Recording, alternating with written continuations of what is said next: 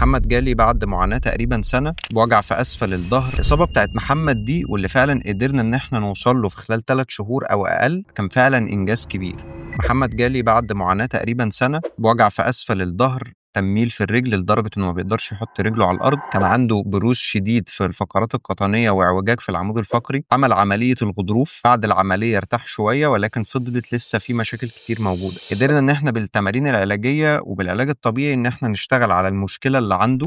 المدى الحركي بتاع الفقرات القطنية كان زي ما انتم شايفين في الفيديو كده تقريبا مش موجود. بدأنا نشتغل على ده، بدأنا نقوي كل العضلات اللي حوالين الفقرات، وقدرنا الحمد لله في 3 شهور أو أقل إن احنا نحسن المدى الحركي بشكل كبير جدا، إن احنا نقوي العضلات بتاعة القطنية وعضلات الجلوتس لحد ما بقى قادر إن هو يجري، ينط، يشيل أوزان تقيلة، وكمان قدر إن هو يرجع للجيم. فلو أنت عندك إصابة جامدة بقالك كتير قوي ما عملتلهاش علاج طبيعي ولسه في مشكلة، ابعت لي عشان نبدأ في أسرع وقت، لأنك كل ما هتأخر كل ما المشكلة هتزيد أكتر.